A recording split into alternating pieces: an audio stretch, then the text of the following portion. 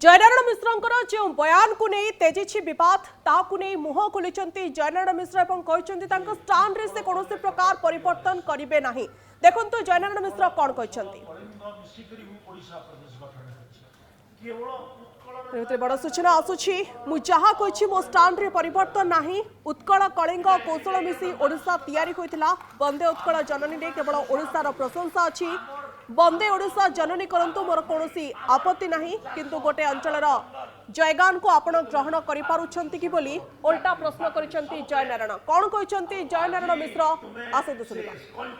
Supreme court कहिदला जे there is no state anthem. राज्यर संगीत हेई पारिबो नहीं, राज्यर पताका हेई पारिबो नहीं, केंद्र गोटे नेशनल फ्लैग एवं गोटे नेशनल एंथम हबो। सुन मो पूरा कर दिए शुणत। उत्कल कलिंग कौशल मिसिकरी ओडिशा राज्य तैयारी होइतला। वंदे उत्कल जननी रे केवल उत्कलर प्रशंसा अछि।